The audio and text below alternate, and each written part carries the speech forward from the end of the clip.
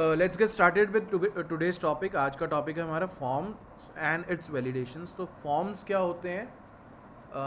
Interaction point of views interaction points होते हैं हमारे फॉर्म्स।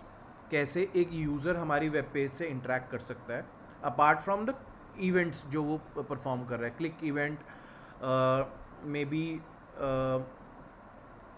अलग अलग तरह के जितने भी इवेंट्स होते हैं, क्लिक इवेंट होता है, स्क्रॉल इवेंट होता है, टच इवेंट होता है, माउस मूव इवेंट होता है, और भी बहुत सारे इवेंट्स होते हैं। तो इन इवेंट्स के अलावा अगर वो इंटरेक्ट करने की कोशिश कर रहा है, may be via some inputs, keyboard के थ्रू जब वो इंटरेक्ट कर रहा है, तो उसको फॉर्म की नेसेसिटी आती है, फॉर्म ज़रूरी होता है। और एक फॉर्म, HTML में फॉर्म का काम क्या होता है? कुछ डेटा इनपुट लेना और उसको आगे सबमिट करना। ठीक है, हमारा फॉर्म जो है सर्वर के पास डेटा भेज सकता है, हमारा कहीं पे इंटरनली वेब कंपोनेंट में डेटा स्टोर कर सकता है, URL में डेटा भेज सकता है।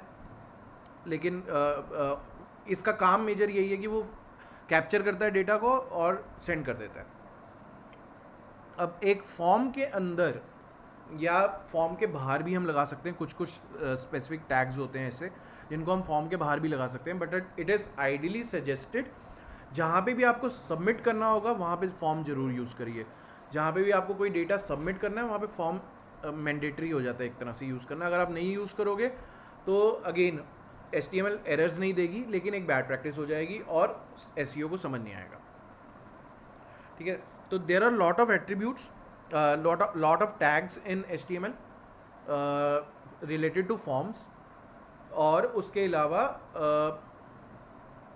कुछ ऐसे हैं जो सिर्फ इनपुट टाइप्स हैं, और कुछ ऐसे हैं जो अलग अलग तरह के जैसे सिलेक्ट है, टेक्स्ट एरिया है। हम इनको धीरे धीरे समझेंगे सभी को, मैंने यहाँ पे काफ़ी सारे लिस्ट किए हुए हैं। इसके अलावा दूसरा टॉपिक होगा हमारा इसी चीज़ में, फॉर्म्स में, कि इन फॉर्म्स को हम वैलिडेट कैसे कर सकते हैं। तो लेट्स एज्यूम आपका कोई फॉर्म है, उसका सबमिट होना मैंडेटरी है, राइट? तो उसको आप उसमें जावास्क्रिप्ट से भी चेक लगा सकते हो। देखो, मेजर वैलिडेशंस आपकी सारी जावास्क्रिप्ट में होंगी। HTML साइड जो कॉमन वैलिडेशंस होती हैं, you may use them, you may not use them based on your necessity. जैसे सभी को अगर आपको मैंडेटरी करना है, अगर आपको सभी इनपुट एलिमेंट्स को मैंडेटरी करना है तो आपको रिक्वायर्ड लगाना पड़ेगा। तो इस तरह की कुछ चीज़ें हैं जो अभी हम सीखेंगे। पहले हम फॉर्म से स्टार्ट कर लेते हैं quickly.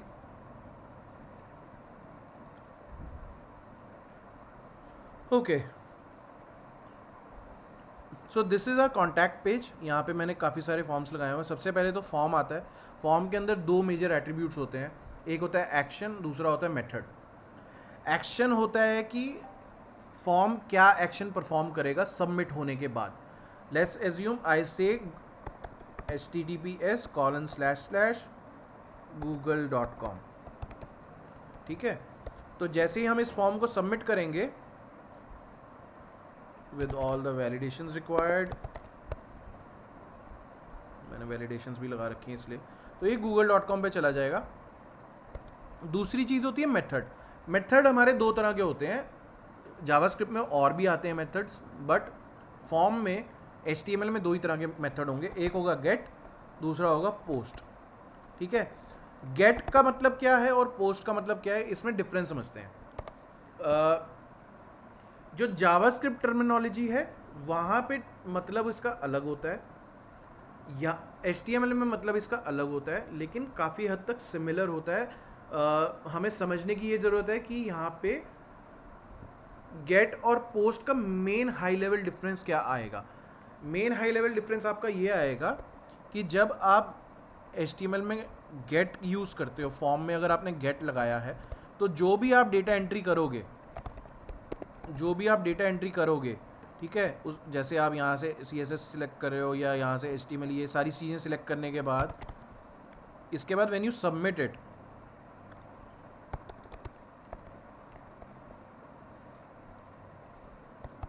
so when you submit it you will see every data has been sent into the URL में सारा डेटा कैप्चर हो गया है जो भी आपने सेंड किया है। और कैसे कैप्चर हुआ है, ये क्वेरी पैराम्स बन गए, क्वेरी पैरामीटर्स बोलते हैं इनको। ठीक है, आगे जाके जावास्क्रिप्ट में भी हमें क्वेरी पैरामीटर्स चाहिए होते हैं, URL के साथ ही सेंड होते हैं।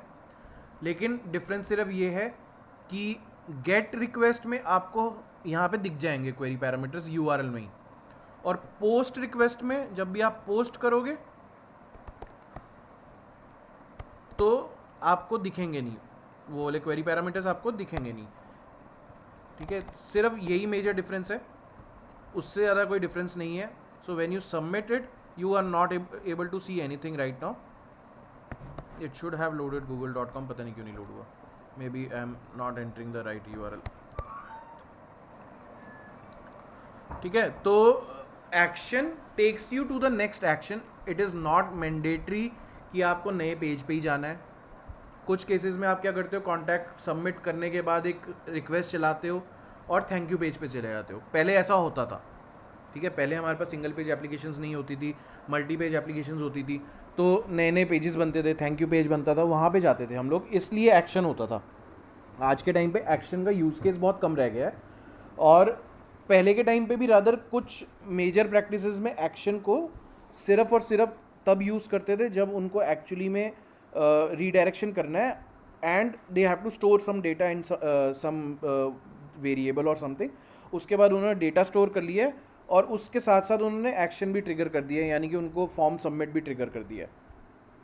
तो you can submit the form via JavaScript as well. ठीक है, यहाँ पे पूरी तरह से ऑप्शन है आपके पास। अगर मैं इसको गेट करने की कोशिश करता हूँ, document dot gate element by tag name, ये सारी चीज़ें हम आगे सीखेंगे, बट मैं अभी हाई लेवल आपको बता रहा हूँ। Dot submit, so if I submit over here, it's not a function, there are two forms, okay.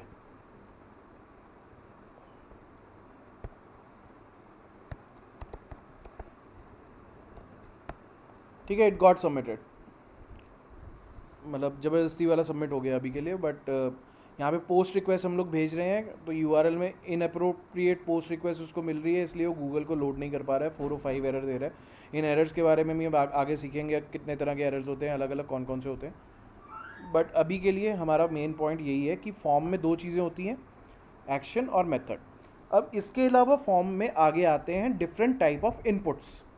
बहुत सारे तरह के इनपुट्स हैं, और हर एक इनपुट के लिए मैंडेटरी नहीं है लेबल देना, but it is a ideal practice कि आप लेबल दो इस इनपुट को। ठीक है, लेबल क्या होता है, उस इनपुट का लेबल है एक तरह से। जैसे यहाँ पे इस फॉर्म में आपको योर नेम दिख रहा है, और यहाँ पे ये मैंने डिसेबल किया हुआ है, ये मैंने इसलिए डिसेबल किया है क्योंकि इसको हम आगे जाके सीखेंगे कि कौन कौन सी, अभी वैलिडेशन आज ही सीखेंगे रादर, कि वैलिडेशन कौन कौन सी तरह की होती हैं। But your name, if I can enter my email over here, ठीक है, I can enter my email. Now if I am entering my email, एक तो हमारा यहाँ पे लेबल डिफाइंड है कि ये लेबल किसके लिए है, so I can focus via labels as well. जैसे फॉर एग्जांपल अगर आप इन इनपुट्स पे जाओ, ये जो आपको इनपुट दिख रहे हैं यहाँ पे, मैं इनको क्लिक कर पा रहा हूँ। ठीक है, लेकिन अगर मैं फॉर्म में मैच नहीं करूँगा इस आईडी के साथ, यहाँ पे मैंने मैच नहीं किया हुआ, ठीक है, ये वाला भी चेंज कर दिया, ये वाला भी चेंज कर दिया, इनकी आईडी चेंज कर दिया, तो I am not able to click on these labels. Whereas I can, if I undo this and also correct this, I have to match the label for item with the ID of the input। अगर ये match करेगा तो इन पे भी clicks चलेंगे। ठीक है, और ये क्लिक्स चेकबॉक्स और रेडियो बटन्स के केस में ही ज़्यादातर चलते हैं। यहाँ पे इन क्लिक्स का कुछ लेना देना नहीं है, apart from it will give you the focus on that element. अगर आप इस पर क्लिक करोगे तो फोकस आ जाएगा, you can directly type over there. यहाँ पे भी क्लिक कर सकते हो, यहाँ पे भी क्लिक कर सकते हो, ठीक है, फोकस आ जाता है उस पर। अब आते हैं हम टाइप ऑफ इनपुट्स पे। तो सबसे पहला हमारा बेसिक टाइप जो HTML 4.01 से चलता आ रहा है, दो चलते आ रहे हैं, इनपुट टाइप टेक्स्ट और इनपुट टाइप पासवर्ड, ये 2 चलते आ रहे हैं। उसके बाद बहुत सारे नए नए इनपुट्स आए हैं, और उनकी मतलब अभी धीरे धीरे और भी आते जा रहे हैं। Like for example very recent one word time and date time local, वो भी मैंने लिखे हुए हैं, अभी आएंगे उन पे भी। तो फॉर्म में हमारे पास लेबल और इनपुट आता है। ठीक है, इनपुट कितने तरह के होते हैं वो हम सारे देख लेते हैं। एक बार इनपुट टाइप टेक्स्ट को देखते हैं। टेक्स्ट में you can enter any kind of text, ठीक है, नंबर, टेक्स्ट, कुछ भी डालना हो। Input type email, input type email में आप सिर्फ एक ईमेल डाल सकते हो, ईमेल कोई भी हो सकती है। तो उसमें आपके पास होता क्या है, जब if you try to submit it, तो यहाँ पे अगर मैं गलत ईमेल डाल दूंगा या सिर्फ टेक्स्ट डाल दूंगा, इट अलाउज मी एनीथिंग, तो वो आपको एरर देगा, please include an at the rate and in the address at the rate and dot is missing. Basically अगर मैं यहाँ पे एट द रेट डाल के सबमिट करने की कोशिश करता हूँ तो भी ये इशू दे रहा है, राइट। उसके बाद अगर मैं ऐसे करके सबमिट करूँगा एट द रेट ये, तो सबमिट अलाउ करेगा ये, it can allow the submit at that time. मैं इसको गेट कर रहा हूँ वापस से, because it keeps on landing on the error page.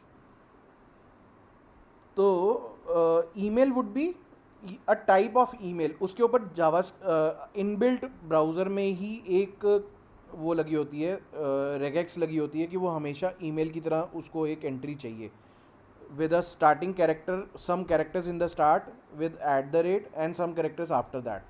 .com ना लगाओ, there are some type of emails which don't require dots, तो इसलिए इन्होंने डॉट को प्रेफरेंस नहीं दी हुई है। बट अगेन आप जब जावास्क्रिप्ट से वैलिडेशंस करोगे तो आप उसमें आप कर सकते हो ये चीज़ कि आप डॉट को भी रेगेक्स लगा के दे सकते हो, या फिर यहाँ पे भी आपके पास ऑप्शन है, आप यहाँ पे इसको इनपुट टाइप ईमेल ना बना के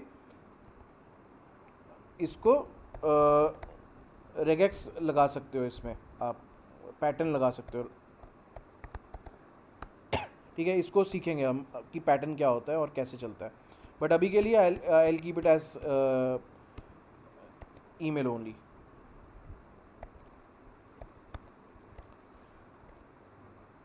next is our number. So आप इसमें नंबर ऐड कर सकते हो, इसमें टेक्स्ट नहीं डाल पाओगे आप।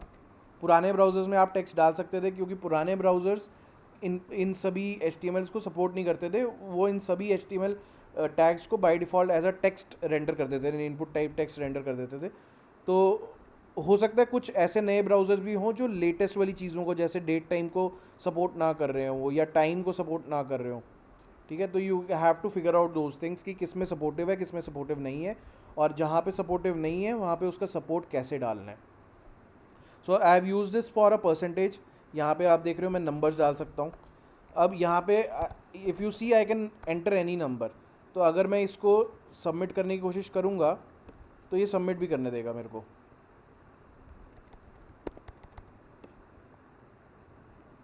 ठीक है, इसने सबमिट करने दिया। But the point was I should not allow this to submit. तो उसके लिए हमारे पास एक एट्रीब्यूट आता है min 0 max। तो ये min और max एट्रीब्यूट्स हैं, ये अलग अलग तरह के आप इनपुट्स पे लगा सकते हो। नाउ इट्स योर रिक्वायरमेंट कि आप किस इनपुट पे लगाना चाहते हो, ठीक है। अब मैं इसको मैक्स 100 कर दिया है, तो इसको मैं अगर 200 करके सबमिट करने की कोशिश करूँगा तो it will give me a error, ठीक है। Value must be less than और इक्वल टू 100। बाय डिफ़ॉल्ट उसने 100 उठा लिया। अगर मैं इसको 102 करूँगा तो बाय डिफ़ॉल्ट 102 उठाएगा। It is not always mandatory कि वो 10 टेक्स्ट वो चेंज कर देगा अपने हिसाब से, ये ब्राउज़र की फंक्शनैलिटी है, ब्राउज़र की फंक्शनैलिटी है कि वो टेक्स्ट चेंज कर रहा है। यहाँ पे 102 होना चाहिए, ठीक है। सो दिस इज़ मिन एंड मैक्स। प्लेस होल्डर क्या है उस पर अभी बाद में आते हैं। इसके बाद हमारे ना ये आप बॉक्सेस देख रहे हो, ये होता है हमारा फील्ड सेट। फील्ड सेट किस लिए होता है? फील्ड सेट मैंने यहाँ पे एग्जांपल के तौर पे दिखाया है। Again it is not necessary कि आप इनपुट टाइप्स को फील्ड सेट के अंदर डालो, and it is not necessary आप इनपुट टाइप्स को सिर्फ बाहर रखो। It is your requirement. अगर आप फॉर्म कुछ ऐसा बनाना चाहते हो, इस तरह का कुछ दिखाना चाहते हो फील्ड सेट को, इसकी CSS लिखी जा सकती है फील्ड सेट को, इसकी बहुत सारी CSS होती हैं। ये फील्ड सेट के अंदर लेजेंड होता है, इस लेजेंड को आप कहाँ पे दिखाना चाहते हो, कैसे दिखाना चाहते हो, ये सारी चीज़ें आप CSS से डिफ़ाइन कर सकते हो। बट अगेन पॉइंट इज़ कि अगर आपको एक ऐसा बॉक्स बनाना है और उसका एक लेजेंड रखना है, उसके अंदर आपको अपना टेक्स्ट दिखाना है, तो ये एक आइडियल प्रैक्टिस बन रही थी स्टार्टिंग में जब HTML5 डिज़ाइन हो रही थी, इसलिए उन्होंने उस टाइम पे लेजेंड और फील्ड सेट बनाए। रादर जो फाइनल आउट ड्राफ्ट आया था HTML5 का उसका पार्ट भी नहीं थे, उसके बाद इंट्रोड्यूस हुए थे HTML5 में. सो this is field send and legit. उसके बाद आता है इनपुट टाइप रेडियो. रेडियो में दो चीज़ें सीखने वाली हैं जो मैंडेटरी होती हैं. पहली चीज़, रेडियो का फॉर वाला जो हमने अभी देखा कि for should be always matching the ID. दूसरी चीज़ उसका नेम. तो जितने आपको इनपुट चाहिए ना रेडियो बटन्स जो एक कैटेगरी के हैं, जैसे HTML CSS जावास्क्रिप्ट है यहाँ पे, अब मैं अगर यहाँ पे नेम अलग कर दूंगा, अलग कर दिए हैं, ठीक है, तीनों के नेम अलग हैं, तो यहाँ पे I can select all of them, which is not a right practice, right. Ideally option button जो होते हैं उनमें से कोई एक सिलेक्टेड होना चाहिए. तो इसलिए जहाँ पे भी आपको एक टाइप के ऑप्शन बटन चाहिए होंगे वहाँ पे उन तीनों का नाम सेम रखोगे आप. जहाँ पे भी एक टाइप के चेक बॉक्सेस चाहिए होंगे उनका नाम सेम रखना ज़रूरी नहीं है, वहाँ पे नाम अलग अलग रख सकते हो आप. सेम भी रखोगे कोई इशू नहीं आएगा, अलग अलग रखोगे तो भी कोई इशू नहीं आएगा. लेकिन सेम रखने की प्रैक्टिस इसलिए है ताकि अब जावास्क्रिप्ट में जब सभी इनपुट टाइप्स को फेच करने की कोशिश कर रहे हो जिनका एक पर्टिकुलर कॉमन चीज़ है, वो कॉमन चीज़ instead of giving a class और ID you can use name, क्योंकि नेम हमेशा मैंडेटरी हो जाता है. ठीक है. इसमें मैंने कुछ कुछ चीज़ें लिखी हैं. अब जैसे यहाँ पे HTML CSS जावास्क्रिप्ट इनका लेबल है, ये जो आपको दिख रहा है ये लेबल है. ठीक है, मैं दिखाने के लिए एक बार आपको चेंज करके दिखाता हूँ. So this is our label. But when I submit this form तो इसके लेबल की वैल्यू नहीं जाती है. ठीक है, अगर मैं इसको सबमिट करूँगा यहाँ से जावास्क्रिप्ट को सिलेक्ट करके यहाँ पे मेरे को ये डालना पड़ेगा, and when I am submitting it, तो अगर हम यहाँ पे देखें कौन सा एट्रीब्यूट था, फॉर्म का नेम है हमारा लैंग्वेज. तो language would be, let's quickly find language over है. Current time, date of birth, paragraph, language. ठीक है, लैंग्वेज यहाँ पे क्या गई है, JS गई है. मैंने लैंग्वेज क्या भेजी हुई है, वैल्यू भेजी हुई है, मैंने इसको नहीं भेजा है. ठीक है, there is a option you can send label as well via JavaScript से हैक्स तो आप सब कर सकते हो, लेकिन again that is not the right practice. आपको वो चीज़ वैल्यू में स्टोर करनी होती है किसी भी इनपुट के. रादर इसके इनपुट के भी अगर मैं जो यहाँ पे एंटर करूँगा, अगर मैं कुछ भी यहाँ पे एंटर करता हूँ ना, वो उसकी वैल्यू बन जाएगी. So if you inspect over here and यहाँ पे अगर मैं नेम को सबमिट करता हूँ, रन टाइम पे नहीं होगा, रन टाइम में रिएक्ट वगैरह में होता है.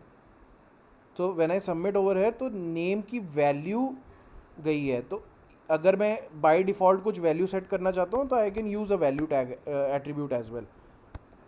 ठीक है, ये बाय डिफ़ॉल्ट वैल्यू है, हमेशा आएगी. इसको मैं हटा के चेंज कर सकता हूँ, वो कोई इशू नहीं है, लेकिन फर्स्ट रिफ्रेश में हमेशा आएगी हमारे पास ये value. So this is the concept of value. उसके बाद हम आते हैं इनपुट टाइप. इसको अगर जैसे पहले से प्री डिफाइंड मेरे को चेक्ड रखना है, मेरे को सिलेक्टेड रखना है, HTML को सिलेक्टेड रखना है, तो मैं एक एट्रीब्यूट लगा दूंगा चेक्ड का. ठीक है, चेक्ड इक्वल टू ट्रू पहले लिखे होते थे, आज के टाइम पे ऐसे लिखने की ज़रूरत नहीं है, पहले ऐसा लिखा जाता था. बट नाउ HTML अंडरस्टैंड्स कि अगर चेक लिखा है तो वो बाय डिफ़ॉल्ट ट्रू है, ऑटो फोकस लिखा है तो वो बाय डिफ़ॉल्ट ट्रू है.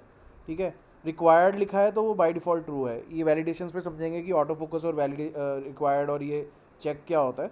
But if you are changing the checked over here, it will actually select that item on page load. Next is our if I want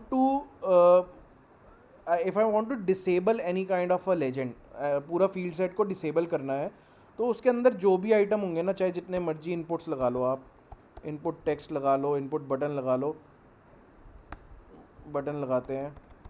ठीक है, input text लगाते हैं, यहाँ पे मैं वैल्यू डाल देता हूँ. ठीक है, ये सभी आपको डिसेबल्ड हैं, आप कुछ नहीं कर पा रहे हो उनके साथ. मैं पूरे के पूरे इंडिविजुअली पूरे के पूरे लेजेंड को भी डिसेबल कर सकता हूँ, सॉरी लेजेंड नहीं, फील्ड सेट को पूरे डिसेबल कर सकता हूँ, सिर्फ एक जगह डिसेबल लगा के, सिर्फ यहाँ पे डिसेबल लगा के मैं पूरे फील्ड सेट को डिसेबल कर सकता हूँ. या फिर अगर मेरे को किसी एक एट्रीब्यूट को डिसेबल करना है, मैं अगर सिर्फ एक एट्रीब्यूट को यहाँ पे डिसेबल करना चाहता हूँ तो I can do that as well.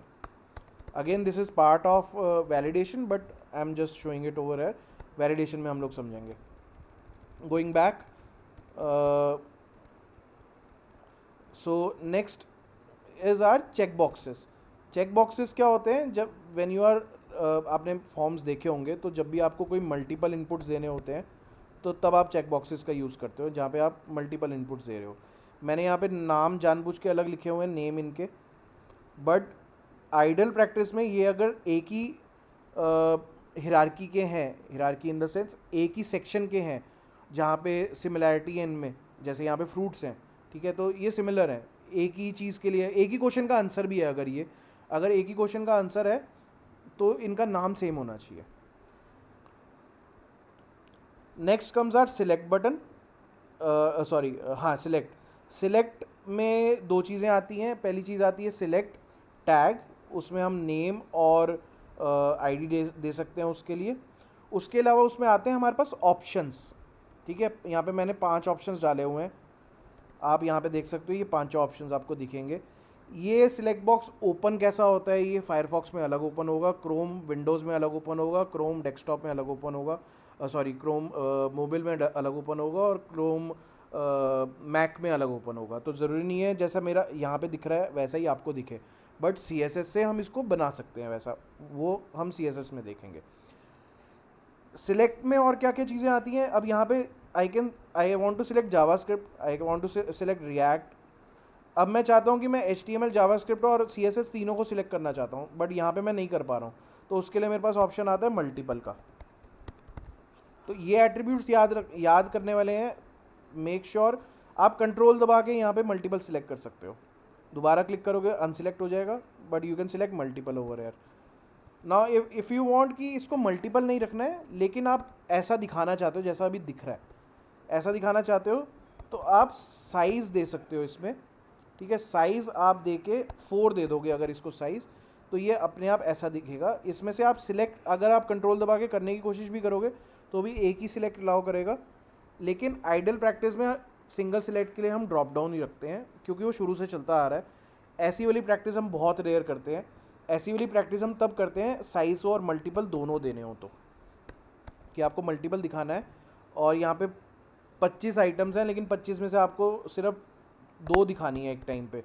तो यहाँ पे आप स्क्रॉल बार दे सकते हो. यहाँ पे स्क्रॉल बार आ जाएगा, people can scroll.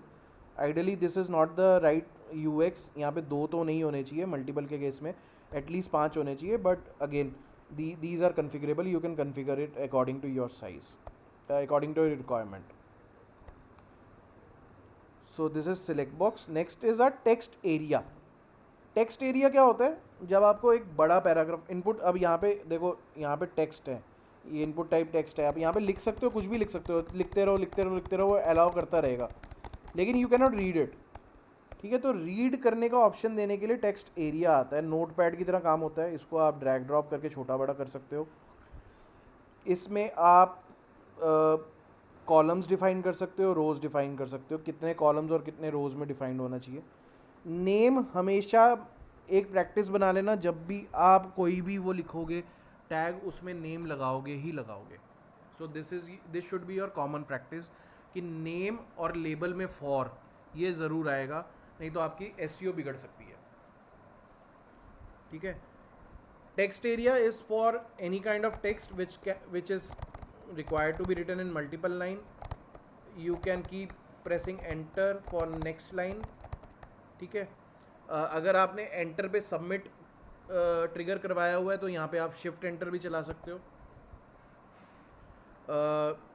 Next is input type date. Input type date में आप you can enter, select your date. यहाँ पे कैलेंडर विजेट खुल रहा है. अगेन दिस विजेट will be different in different browsers. यहाँ पे अभी आपको ऐसा दिख रहा है, फायरफॉक्स में हो सकता है अलग दिखे, हो सकता है ना भी हो, सफारी में हो सकता है अलग दिखे, हो सकता है ना भी हो. क्विकली हम देख भी लेते हैं सफारी में कैसा दिख रहा है, उसके लिए इंस्पेक्टर की ज़रूरत नहीं पड़ेगी. तो यहाँ पे अगर मैं इसको देख रहा हूँ, यहाँ पे देख रहे हो अलग दिख रहा है और यहाँ पे अलग दिख रहा है. वहाँ पे आइकन भी बना हुआ आ रहा है, यहाँ पे आइकन नहीं बना हुआ आ रहा है. यहाँ पे ड्रॉप डाउन ऐसा दिख रहा है, बट ये ऐसे दिख रहे हैं, नंबर अलग दिख रहा है। तो ये जितने भी इनपुट्स हैं अलग अलग दिख सकते हैं, इनपुट टाइप, कलर सिलेक्शन अलग दिख रहा है। These would have a different view in different browsers, again for the same reason कि हर एक की CSS अलग लिखी हुई होती है, लेकिन इनको CSS से हम एक जैसा दिखने वाला बना सकते हैं। और अगर CSS से ना बना पाए, जावास्क्रिप्ट में हम कस्टमाइज़ कुछ चीज़ें ऐसे कर सकते हैं जिससे वो कॉमन दिखे, या इनपुट टाइप टेक्स्ट आपका ऐसे बिहेव करे कि आप उसको किसी और चीज़ की तरह। इन द एंड अगर आप देखोगे ना, ये जितनी भी चीज़ें हैं, चाहे इसको अगर इंस्पेक्ट करने की कोशिश करो, यहाँ पे वैसे शैडो डॉम मैंने इनेबल नहीं किया हुआ है, ठीक है कोई बात नहीं। तो यहाँ पे एक ऑप्शन होता है जिससे आप शैडो डॉम इनेबल कर सकते हो।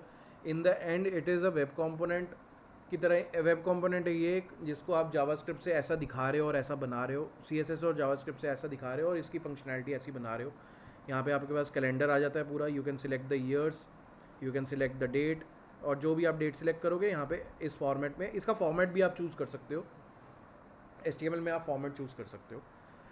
अलग अलग तरह की डेट्स हैं। इनपुट टाइप डेट ऐसा बिहेव करता है, input type date time local आपका ऐसा बिहेव करेगा, सॉरी ये इनपुट टाइप मंथ है, तो मंथ आप सिलेक्ट करोगे तो वो ऐसा बिहेव करेगा, you can only select month over here. Date time local ये वाला है कि मैंने यहाँ से डेट सिलेक्ट की और 3:50 का टाइम सिलेक्ट कर लिया, ठीक है। तो it selects date time local, will select your date and time. Time select करने के लिए you can select the time like this, और वीक सिलेक्ट करने के लिए you can select any week, week 39 आ गया। तो अलग अलग ऑप्शन है आपके, अलग अलग तरह के से बिहेवियर है, इनका अलग अलग आउटपुट होता है। अगर मैं यहाँ पे सबमिट करके क्विकली आपको दिखाऊं, तो सबमिट करते हुए यहाँ पे आप डेट टाइम वगैरह हर चीज़ को देखोगे। डेट ऑफ बर्थ आपकी इस फॉर्मेट में गई है, you can change the format. Month आपका ये है 22-8, करंट टाइम में आपकी ये सारी चीज़ें गई हैं, ठीक है। टाइम में आपकी 3:50 हमने सेलेक्ट किया था, PM आई गेस, AM या PM, तो वो गया है। तो that changes according to the format you have chosen. You can choose the format in HTML as well, you can update the format in JavaScript as well. Again, common practice is to update the format in JavaScript. Next is input type color. Input type color किस लिए होता है? Colour picker के लिए होता है। अगर आपको कोई कलर सिलेक्ट करना है तो कोई भी कलर सिलेक्ट कर सकते हो यहाँ से आप। अगर आपको यहाँ पे ज़रूरी नहीं है रेडी सिलेक्ट करना है, आपने ये ऑप्शन है जहाँ से आप अलग अलग कलर्स चेंज कर सकते हो। अगर येलो का कोई वर्जन यूज़ करना है, रेड का कोई वर्जन यूज़ करना है, you can also enter values from 0 to 255। जब हम CSS सीखेंगे तो इसकी 0 का मतलब क्या है और 255 का मतलब क्या है और RGB का मतलब क्या है, ये भी सीखेंगे हम। तो यहाँ पे आप RGB वैल्यूज़ एंटर कर सकते हो, HSL वैल्यूज़ एंटर कर सकते हो, वो भी अलग होती हैं, हम उसको भी सीखेंगे। और हेक्साडेसिमल वैल्यूज़ भी डिफाइन कर सकते हो, ये भी हम CSS में सीखेंगे कि ये कलर्स की कौन कौन सी डेफिनेशन होती है, ठीक है। तो अभी I have chosen a black colour, I am changing it to red maybe, तो इट विल सेंड मी। अच्छा यहाँ पे ये भी देखते हैं क्विकली, ये अच्छा रहेगा कि when I am selecting colour तो व्हाट डज इट सेंड्स, ठीक है। तो आप ये मत एक्सपेक्ट करना कि वो आपको कलर का कोई टेक्स्ट भेजेगा, ये मतलब रेड लिखा हुआ नहीं आएगा, ब्लू लिखा हुआ नहीं आएगा। You can change it via JavaScript, but अभी मैंने रेड सिलेक्ट किया था तो इट हैज़ सेंड %23 FF0000, तो विच इज़ इक्वल टू, अगर आप %23 देखोगे ये क्या है, URL एनकोडिंग है हैश के लिए। यहाँ पे हैश होता है, उसको एनकोड कर देता है %23 में, स्पेस को एनकोड कर देता है %20 में। तो नेवर गेट वरीड कि ये क्या है, मतलब ये अलग अलग हो सकते हैं चीज़ें। और ये हमेशा हैश, यहाँ पे मैंने जो 3 ऑप्शंस दिखाए थे आपको कलर्स के, इनमें से ये वाली वैल्यू हेक्स कोडिंग भेजता है, हेक्साडेसिमल वैल्यू भेजता है उसकी कलर की। और कलर की हेक्साडेसिमल वैल्यूज़ कैसे सिलेक्ट होती है ये हम जावास्क्रिप्ट में सीख लेंगे। यहाँ पे अब आपको ये दिख रहा है इनपुट टाइप हिडन होता है, यहाँ पे इनपुट नहीं दिखेगा लेकिन उसका लेबल दिख रहा है। लेबल अगर नहीं लगाओगे तो वो कुछ भी नहीं दिखेगा आपको, क्योंकि ये एक इनपुट टाइप हिडन है। पहले के टाइम पे हिडन इनपुट को इसलिए यूज़ करते थे, देखो अब यहाँ पे वो भी नहीं दिखेगा। तो पहले के टाइम इनपुट टाइप हिडन्स को इसलिए यूज़ करते थे अगर हमें कोई उसकी वैल्यू स्टोर करनी है, तो ये कैप्चर माय हिडन वैल्यू। अब यहाँ पे आपको दिख नहीं रहा है, अगर मैं इसको कमेंट करके ट्रिगर करूँगा तो कई बार ऐसा होता था कि मेरे को कुछ स्पेसिफिक डिटेल्स यूज़र की चाहिए होती थी, तो मैं जावास्क्रिप्ट के थ्रू एक, अभी भी करते हैं कुछ लोग, प्रैक्टिस है ये, जावास्क्रिप्ट के through instead of storing it in some kind of browser storage, I store that data in a input, तो वो फॉर्म के सबमिट के साथ ही मेरे पास सबमिट हो जाता है। अगर मैं यहाँ पे जाऊँगा तो यहाँ पे इनपुट मिलेगा मेरे को, हिडन के नाम से मिलेगा क्योंकि नेम मैंने हिडन रखा हुआ है। माई हिडन, कैप्चर माई हिडन वैल्यू, ये प्लस प्लस करके टेक्स्ट एक आ गया है, मैंने हेलो नाम रखा हुआ है, सॉरी हिडन नहीं रखा हुआ है, I have kept the name as hello. यहाँ पे नेम अगर मैं हिडन करूँगा तो वो सही रेंडर करेगा, यहाँ पे हिडन आएगा इसकी जगह, ठीक है। So name also becomes your name part of your query parameter, इसलिए भी नेम देना ज़रूरी है, ये भी ध्यान रखना। नेक्स्ट इनपुट टाइप हिडन के बाद हमारा आता है इनपुट टाइप सर्च। तो search is one common input which you can use with और विदाउट अ फॉर्म। तो कई बार आपने अगर कोई एप्लीकेशन देखी होंगी या गूगल भी देखा होगा, अगर हम google.com पे जाते हैं तो आपको सर्च दिखता है ना, सर्च बार दिखता है एक, तो जब भी आपको कुछ सर्च करना होता है उसके लिए आप इनपुट टाइप सर्च यूज़ करते हो, और इनपुट टाइप सर्च को आप डिफाइन कर सकते हो, अलग अलग तरीके से कुछ बना सकते हो। अब यहाँ पे गूगल सर्च, मतलब देयर वुड बी चांसेस कि ये फॉर्म यूज़ कर रहे हैं, क्योंकि गूगल सर्च पे क्लिक करने पे सबमिट तो हो ही रहा है, लेकिन अगर फॉर्म नहीं भी यूज़ करेंगे, नहीं कर रहे होंगे, that is not a big deal. तो वैसे मेरे को यहाँ पे फॉर्म नहीं दिख रहा है, एक बार क्विकली सर्च कर लेता हूँ अगर मेरे को मिलता है तो। सो फॉर्म है, ठीक है, I can see this is a form and form के अंदर इनपुट है। सो आप अभी यहाँ पे देख रहे हो कि फॉर्म में ही है, क्योंकि इन्होंने सबमिट बटन लगाया हुआ है। रादर सर्च में कई बार सबमिट आता है, बट यू कैन, तो एक क्राइटेरिया ना ये भी होता था कि एक पेज पे एक ही फॉर्म हो, रादर एक पूरे पेज पे, सिर्फ सेक्शन वाले एरिया में नहीं, जैसे H1 एक पेज पे दो उस वे में हो सकते हैं कि एक मेन में आ गया और एक हेडर में आ गया, बट मेन हेडर वगैरह सब कुछ एक बॉडी टैग में एक फॉर्म होना स्टार्टिंग रिक्वायरमेंट होती थी, क्योंकि एक टाइम पे एक ही एक्शन परफॉर्म कर सकते हो आप, दूसरा फॉर्म का एक्शन परफॉर्म करने के लिए आपको वापस उस पेज पे जाना पड़ेगा और उस वाले एक्शन को दोबारा परफॉर्म करना पड़ेगा। तो इसलिए ये कॉमन प्रैक्टिस हो गई थी, लोगों ने एक्शन को हटाना शुरू कर दिया था और जावास्क्रिप्ट से चीज़ें करनी शुरू कर दी थी और फॉर्म लिखना बंद कर दिया था, but that was not the right practice for SEO. अगर अभी भी आप फॉर्म नहीं लिखोगे आपकी चीज़ें चल जाएंगी जावास्क्रिप्ट के हैक्स के through, but right way would be having a form, ठीक है। अब हमने गूगल को भी देखा, गूगल ने भी फॉर्म लगाया हुआ है, they could have avoided it, उनका कुछ नहीं जाता अगर वो अवॉइड करते तो, ठीक है, उनको तो एसईओ की ज़रूरत भी नहीं है। सो this is input type search, you can search anything, और इसमें एक ना क्लियर का आइकन आपको बाय डिफ़ॉल्ट गूगल क्रोम की तरफ से मिल जाता है। Again this is different in different, जैसे आप इनपुट टाइप में अगर आप कुछ नंबर डाल रहे हो आपको डिलीट पूरा करना पड़ता है या सिलेक्ट करके डिलीट करना पड़ता है। यहाँ पे सर्च में सिर्फ ये ऑप्शन आता है कि क्रॉस पे क्लिक करोगे सारा कुछ डिलीट हो जाएगा, और ये सभी ब्राउज़र्स में नहीं मिलेगा आपको क्रॉस का साइन, ये ध्यान रखना। नेक्स्ट आई गेस ये मैंने नंबर ही यूज़ किया हुआ है, नहीं, अच्छा ये इनपुट टाइप टेल है। इनपुट टाइप टेल होता है टेलीफोन नंबर के लिए, किसी का नंबर अगर आपको कैप्चर करना है तो टेलीफोन नंबर के लिए करना है। अब यहाँ पे मैंने वैलिडेशन लगाई हुई है, इसलिए मैं कुछ नंबर यहाँ पे सबमिट नहीं कर पाऊँगा, कोई टेलीफोन सबमिट नहीं कर पाऊँगा, ठीक है। बट क्या वैलिडेशन है वो वैलिडेशन हम सीखेंगे, उसके बाद मैं बताऊँगा कि मैंने क्या वैलिडेशन लगाई है और उसके बाद हम इसको सबमिट भी कर पाएंगे।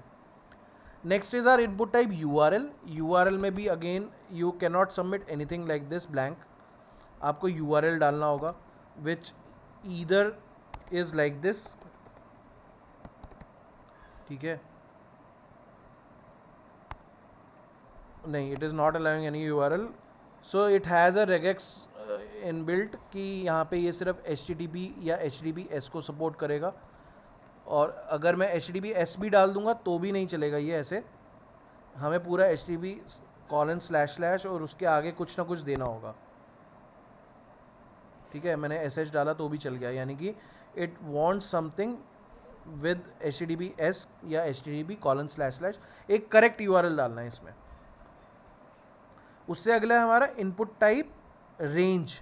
यहाँ पे देख रहे हो मैं रेंज को 0 to 100 कर रहा हूँ और वो चेंज हो रही है। इसमें मैंने मिन मैक्स लगाया हुआ है इसकी इनपुट टाइप रेंज के लिए। मैंने इसको वैल्यू दे रखी है, आई गेस वैल्यू इसकी 7 है। अच्छा सॉरी, मैं इसको रेंज चेंज कर सकता हूँ। बाय डिफ़ॉल्ट जो होती है 0 से 100% की रेंज होती है, इसलिए इसको 0 से 100 चल रहा है ये, ठीक है। I can give a max item to it, उससे ये चेंज हो जाएगा शायद। Let me give it a shot. मतलब मेरे को अभी पूरी तरह याद नहीं है कि कैसे होता है, but I can give it a try में भी। हाँ ठीक है, ये चेंज हो रहा है। तो इसको मैक्स दूंगा मैं, और मैं मैक्स देते ही इसको अपडेट कर सकता हूँ। मिन दे के मिन इक्वल टू अगर मैं -100 कर देता हूँ तो इट विल गो टिल -100, ठीक है, -100 to 100। तो I can give a min and max to this to check कि ये कौन से एट्रीब्यूट्स मतलब कितना कहाँ से लेकर कहाँ तक वैल्यू डिफाइन करनी है। By default it is 0 to 100। इसके बाद एक आउटपुट भी आता है। जैसे हमारे पास इनपुट होते हैं ना, एक आउटपुट होता है।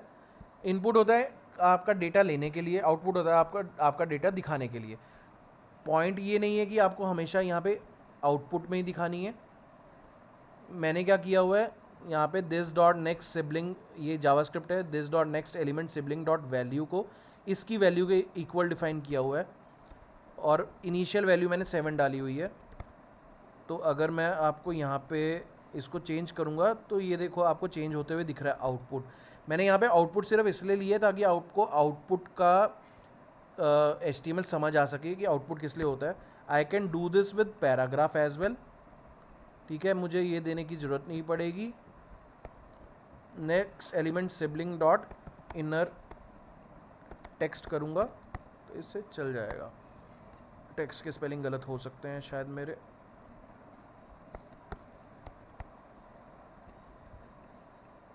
देखो ये चल रहा है, ठीक है। वो पैराग्राफ है, डिस्प्ले ब्लॉक है, इसलिए नेक्स्ट लाइन में आ रहा है, ठीक है।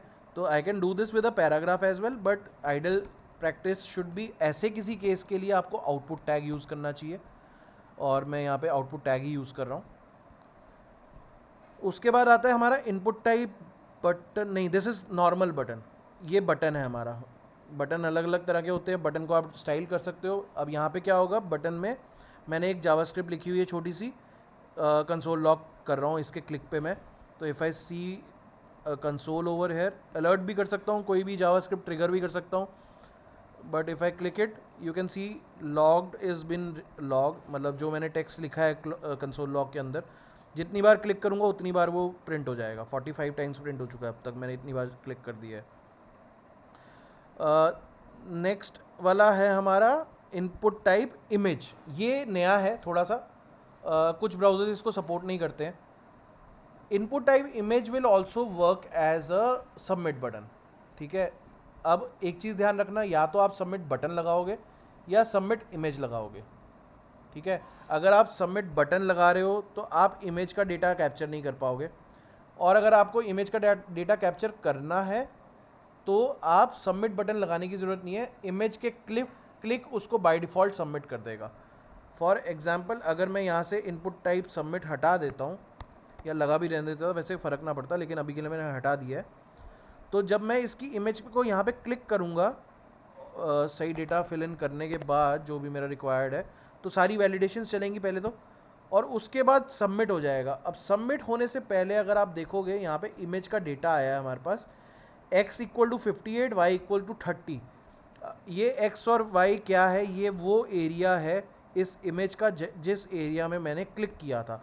तो अगर कोई ऐसी रिक्वायरमेंट आती है आपको जहाँ पे आपको इमेज का क्लिक्ड एरिया कैप्चर करना है, तो आप इनपुट टाइप इमेज यूज़ कर सकते हो। This is a new tag introduced, I mean it is now part of HTML5 only, but it was not initially available with HTML5 original specifications. It was introduced later, and it is also not supported in some of the browser.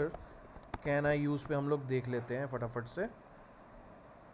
input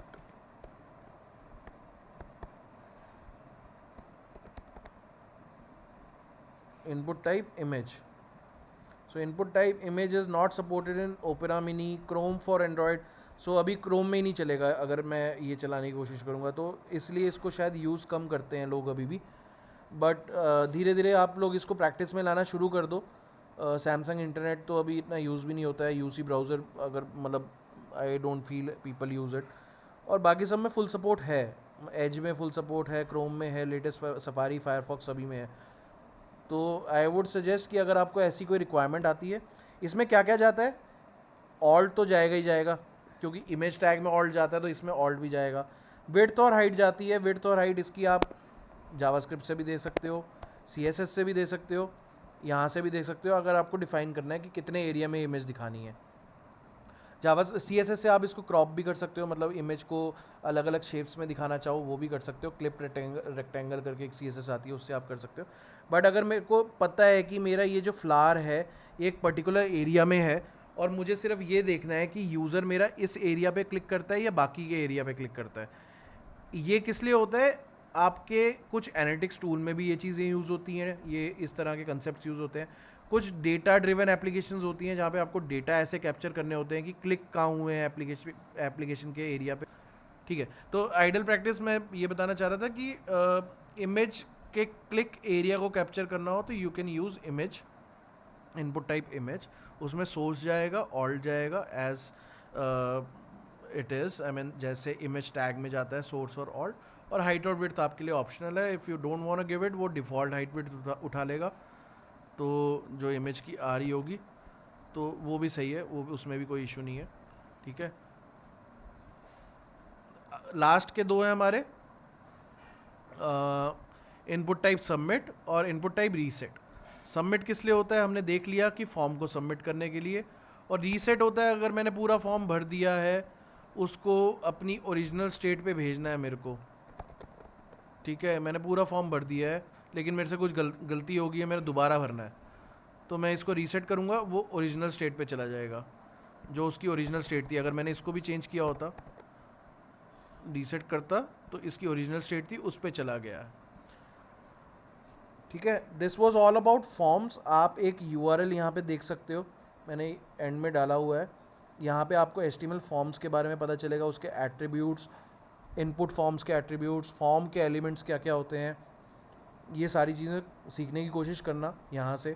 एक चीज़ और भी कर सकते हो यहाँ पे, no validate, एक no validate tag आता है, एट्रीब्यूट आता है। नो वैलिडेट क्या करेगा, ये तब लगाना पड़ता है हमें जब हमें HTML की वैलिडेशन ना लगानी हो और अपनी जावास्क्रिप्ट की वैलिडेशन लगानी हो, तो वो हम ये चीज़ लगा देते हैं और वो वैलिडेशन नहीं करेगा, ठीक है। जावास्क्रिप्ट वाली, CSS वाली, HTML वाली वैलिडेशंस उसमें चलेंगी नहीं, ऐसे ही सबमिट हो रहा है अगर मैं नो वैलिडेट लगा दूंगा तो जब भी हमें पहले क्या करते होते थे, पहले नो वैलिडेट नहीं यूज़ होता था, पहले हम इसको एक्शन या तो हटा देते थे या प्रिवेंट डिफ़ॉल्ट लगाते थे, फिर उसके बाद उसका डेटा कैप्चर करते थे। अभी भी कुछ लोग ऐसी प्रैक्टिस फॉलो करते हैं, बट आइडियल प्रैक्टिस में हमें इस पर नो वैलिडेट टैग लगा देना चाहिए। आगे आते हैं वैलिडेशंस पे। This was no validate, if I don't add it then I have one very common, क्या बोलते हैं इसको, वैलिडेशन इज़ रिक्वायर्ड। तो रिक्वायर्ड हमेशा would be required if I don't enter anything. मैंने ईमेल के ऊपर लगाया हुआ है, मैं नेम के ऊपर लगा के दिखाता हूँ अभी, ठीक है। मैं नेम के ऊपर लगा के दिखाता हूँ और वैल्यू को सबमिट, नाम हटा के सुमित से I can change it to blank, तो वैल्यू हटा दी है मैंने। अब इसको अगर मैं सबमिट करूँगा, सिक्वेंशियली चलेगा। पहली चीज़ मतलब अगर ये वाला रिजॉल्व है तो ये अगले पे आएगा, ठीक है। एक एक करके वैलिडेशन चेक होती हैं सभी की और क्विकली चेक हो जाती हैं, ठीक है। अब मैंने रिक्वायर्ड लगाया था, इसका मतलब इसमें कोई ना कोई वैल्यू होनी ज़रूरी है, अगर वैल्यू नहीं दोगे तो वो रिक्वायर्ड एरर देगा। अब ईमेल पे मैंने रिक्वायर्ड लगाया हुआ है, तो पहले मैंने वैल्यू डाल दी, फिर उसने अगला एरर भी साथ के साथ दे दिया मेरे को कि इसमें आपको @ करके ये भी डालना होगा, नहीं तो this is not the right error. आप सबमिट करोगे तो आपको वो बोलेगा कि @ लगा के आगे प्रॉपर ईमेल आईडी डालो। यहाँ पे नंबर में मैं मिन मैक्स लगा सकता हूँ, जैसे मैंने अभी मैक्स लगाया था, तो इसको अगर मैं 200 कर दूंगा तो वो मेरे को अलाउ नहीं करेगा, ठीक है। 200 अलाउ नहीं कर रहा है। मिन मैक्स भी आपकी वैलिडेशन का पार्ट हो सकता है। ऑटो फोकस आपका वैलिडेशन का पार्ट हो सकता है। जैसे अगर मैं आप वैलिडेशन का पार्ट नहीं है, ये एक तरह का मतलब रिक्वायरमेंट पार्ट हो सकता है। जब भी मैं रिफ्रेश कर रहा हूँ, आप देख रहे हो फोकस हमेशा इस पे आ रहा है, क्योंकि मैंने ऑटो फोकस इस पे लगाया हुआ है। अगर मैं ऑटो फोकस इससे हटा के टेक्स्ट एरिया पे लगा देता हूँ, अगर मुझे मिल जाए क्विकली तो मिल गया।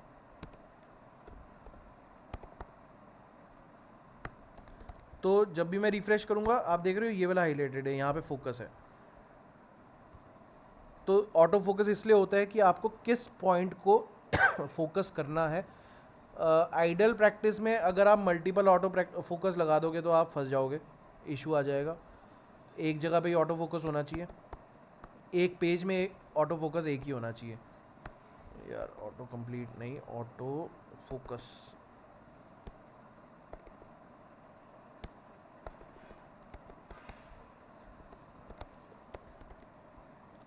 ठीक है, इस पे ऑटो फोकस आ रहा है। अगला वाला मैंने 2 पे लगाया हुआ था, यहाँ पे भी लगा दिया था और इस पे भी लगा दिया था।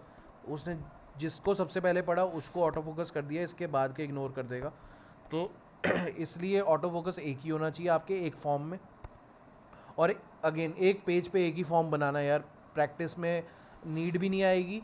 हाँ, सर्च आ सकता है आपका कि हेडर में सर्च डला हुआ है, बट वो भी क्लोज्ड ओपन केस में रहेगा, डिस्प्ले हिडन ब्लॉक वाला कंसेप्ट रहेगा उसमें।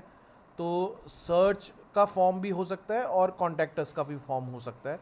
ये एक रेयर केस सिनेरियो है, ऐसा होता है। बट फिर भी प्रैक्टिस ये करना कि अगर आपने एक्शन दिया हुआ है फॉर्म को, तो उस फॉर्म को एक पेज पे एक ही लगाना। और क्या रह गया, place holder. Next is place holder. तो अगर आप कोई कॉमन पेज देखोगे, कोई एप्लीकेशन देखोगे, तो वहाँ पे आपको ना पहले से ही कुछ एंट्रीज मिलती हैं कॉन्टैक्ट पेज एरिया पे। जैसे यहाँ पे आपको ईमेल लिखा हुआ दिख रहा है, टेलीफोन लिखा हुआ दिख रहा है, जोमेलो दिख रहा है। तो ये इनके प्लेस होल्डर्स हैं। सिमिलरली यहाँ पे अगर आपको ये my name is Sumit and I am, मतलब write something about yourself है, तो यहाँ पे मैंने एक प्लेस होल्डर दे दिया है। जैसे ही मैं कुछ टाइप करूँगा हट जाएगा, लेकिन वो प्लेस होल्डर मेरी सहूलियत के लिए है कि मैं यहाँ पे क्या टाइप करना चाहता हूँ।